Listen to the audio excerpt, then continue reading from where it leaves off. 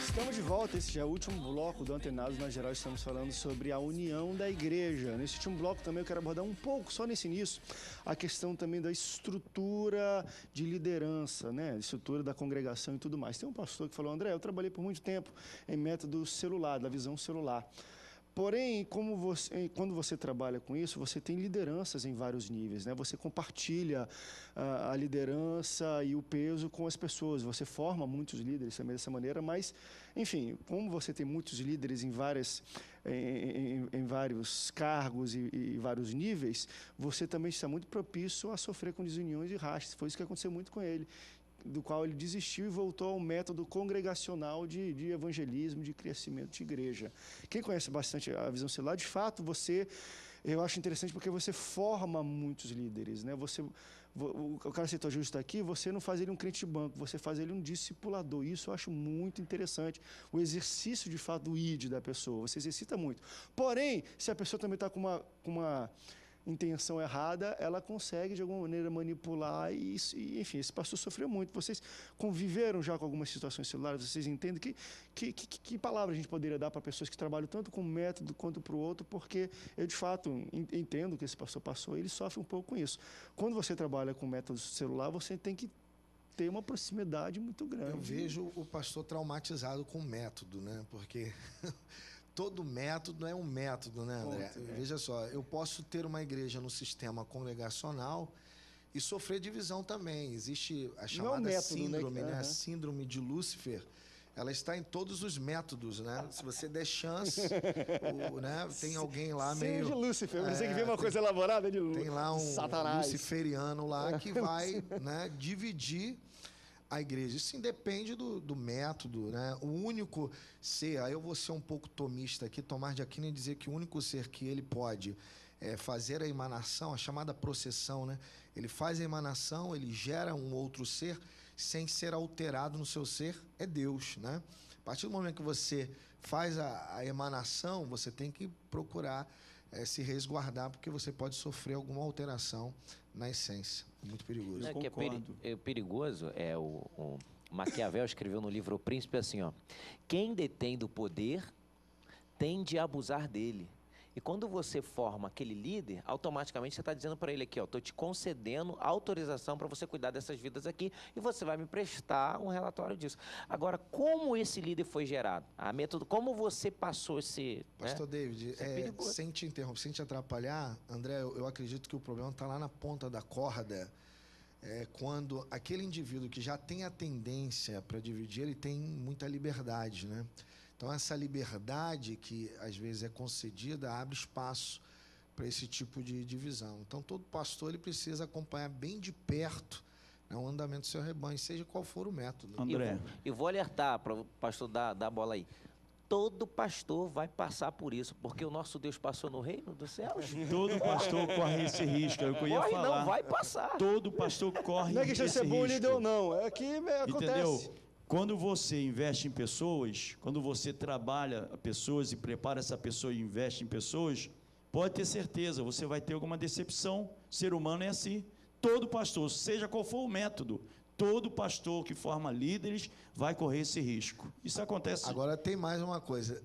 Só a pessoa que divide, ela sabe que ela vai conseguir alguém que a consagre a pastor. Então, existe aí também um problema ético da igreja cristã. Se essas pessoas que criam, que causam divisões, não tivessem pessoas que as consagrassem, elas não iam ter campo para trabalharem. Vou dar um exemplo prático. Esse é o problema. Eu não vou citar o nome da irmã, não. Isso aconteceu dentro da nossa igreja no ano de 1998. A irmã queria ser consagrada e ordenada a missionária. O pastor olhou para ela, não é o tempo. Ela saiu da igreja, ficou 6 meses fora, voltou com a carteira de missionária. Ficou lá mais 1 ano, 2 anos, querendo ser ordenada a pastora. Não é o momento. Saiu, voltou com carteira de pastora. E o outro ordenou. Tem gente sendo consagrada no monte, né? Vai lá. É verdade. Mas deixa eu levantar também uma bola sobre isso, que eu acho assim, também nessa situação de saber se é de Deus ou não, o tempo vai dizer também. Eu conheço situações, e aí vou abrir agora, vamos voltar um pouco para a história, onde não sei se foi a mão de Deus, se é divisão ou se é vontade de Deus. Eu já fiz até um programa um pouco sobre isso, né? Mas Deus permite, às vezes, que exista algum tipo de, eu não vou falar nem rebeldia e divisão, mas uma cisão para que a palavra dele seja espalhada. Deixa eu levantar uma bola aí hoje, acho que são duas igrejas, talvez as mais respeitadas do mundo. A Igreja Batista e a Assembleia de Deus. Para quem não conhece a história, a Assembleia de Deus, ela nasceu na Igreja Batista. Por que eu falo nasceu? Porque essa figura que eu tenho do que aconteceu. Eu não tenho uma figura de briga, nem de rebeldia, nem de, enfim, de racha. Eu tenho uma figura de parto. Quando vieram os missionários que eram batistas para o Brasil, missionários suecos que moravam nos Estados Unidos, vieram para o Brasil para morar na Igreja Batista, por alguma situação, eles foram alcançados pela questão do pentecostalismo. Na Rua Azusa. Foi decorrente da Rua Azusa, foi, enfim, lá para Chicago, lá para Boston, nessa época, vieram com esse fogo, talvez, pentecostal para o Brasil. Isso divergiu um pouco da doutrina da Igreja Batista aqui. Teve, querendo ou não, em termos de cisão, um momento de expulsão que foi algo muito, conflito, né? Muito conflitante, mas com o passar do tempo, com a seriedade, com a aprovação de Deus, você vê o trabalho das duas igrejas. E hoje, pastores, tanto de uma quanto de outra, falam o seguinte: o que houve ali foi um parto. Glória a Deus. Um feto está na barriga da mãe. Depois de 9 meses, se o corpo da mãe não expelir aquele feto, os dois morrem. O feto apodrece, morre lá dentro e mata a mãe. Então, um tem que sair do outro para os dois viverem com saúde, ser saudável. E foi exatamente o que aconteceu. Claro que tem muita gente, eu já vi pastores que fizeram rebeldia, que racharam, falando: se a Assembleia saiu da Batista, por que eu não posso sair? Querido, uma coisa, não seja... generalizar as coisas, né? Não, o pessoal já ama. Então, Triste não que esse seja o caso, mas Deus às vezes permite que aconteça algumas coisas. Agora, o tempo vai dizer. Não é uma coisa, porque naquele momento, imagina que foi racha, o pessoal vê isso, mas com o tempo as coisas vão se colocando no local. Igual a Batista tradicional e a Batista renovada, né? Não é verdade? É igual, é a mesma coisa. Agora, interessante, André, que isso acontece também no meio dos pastores. Porque eu era segundo secretário da nossa coordenadoria, tá? E alguém deu lá o meu nome para me concorrer para coordenador. E um grupo de pastores não aceitaram, dizendo que a minha igreja era muito longe, que era em Sepetiba, e que eu não tinha ainda um nome, e não aceitaram. E aí um grupo de pastores querendo que eu fosse coordenador. E aí eu me lancei candidato. Perdi na primeira eleição por 13 votos. Você não tem ideia da dificuldade que foi para mim, daqueles pastores que diziam ser meus amigos, que estavam do meu lado, que iam na minha igreja, pregavam na minha igreja, almoçavam comigo, saíam comigo, a gente estava sempre junto. Esses pastores se tornaram meus adversários, tá? E houve uma desunião muito forte por causa disso, dentro daquilo que você colocou. Às vezes, essa separação ela pode ser de Deus, até para você conhecer as pessoas que estão em tua volta, até para saber quem é teu amigo e quem não é teu amigo. E tem outro aspecto também, sabe, pastor, que aí talvez os filhos desse mundo são mais inteligentes também do que os filhos da luz, nesse sentido. A gente tem que entender que política eclesiástica é uma coisa, a igreja é outra. Então, a gente se deixa contaminar e os membros contaminarem na igreja quando há uma diferença na política eclesiástica. Quer concorrer e o outro está concorrendo contra, beleza, mas que isso não venha afastar os membros da minha igreja dos membros da igreja dele. Ou que isso venha trazer divisão entre a igreja em si, porque esse que é o grande problema. E a gente tem que saber separar muito bem isso mesmo. Porque uma coisa é uma coisa, outra coisa é outra coisa. Porque isso não está na Bíblia, mas poderia estar. Se mistura convenção com igreja. Os pastores acham que convenção é a mesma coisa que igreja. É diferente. Totalmente diferente. A convenção está para servir a igreja, não é a igreja para servir a convenção. Amém. Isso aí. E com respeito à resposta, né, a esse pastor, é pastor ele, né? Pastor.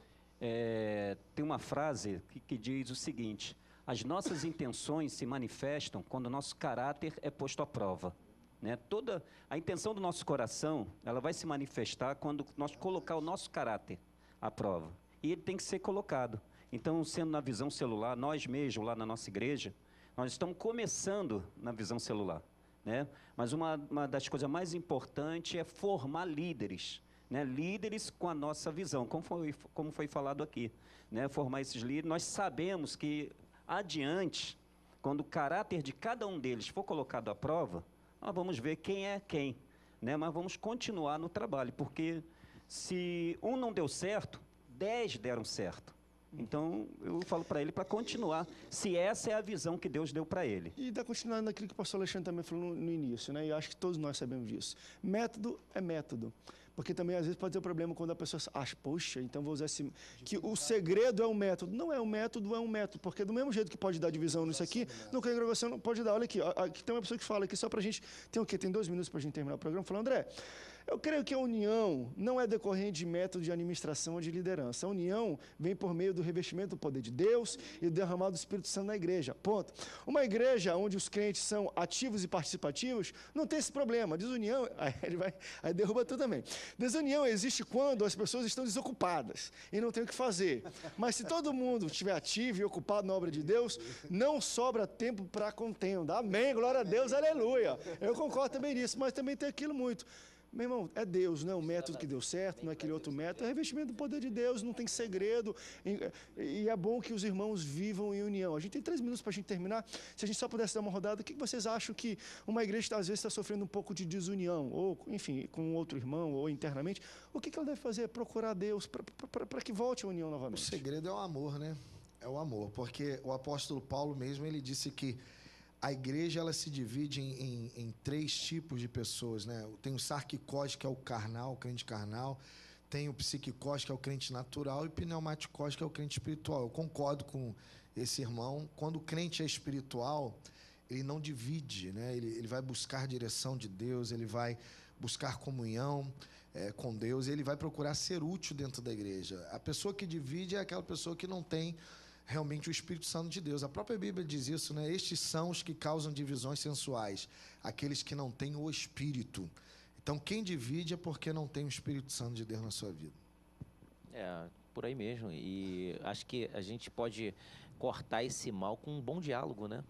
Você descobriu aquela situação, chegou ao seu conhecimento, você que está vivendo isso na sua igreja, no seu ministério, procura aquela pessoa, conversa com ela, vê qual é a finalidade dela, e não vão andar 2 juntos se não tiverem de acordo. E eu acho que o maior princípio, foi o que o pastor falou aqui, o bispo falou, é o amor. Se houver amor, haverá o respeito. E se você colocar isso dentro do teu ministério, tem coisas que um cafezinho funciona. Às vezes a gente briga, nunca chamou, senta, toma um café junto que vai dar tudo certo. Pastor, tem alguma coisa, versículo? Já está subindo aí as letras. E perseveravam na doutrina dos apóstolos, na comunhão e no partir do pão e nas orações. Eita Deus, obrigado pela presença de vocês. Até o próximo Antenados na Geral. Tchau, tchau. A mulher de mais.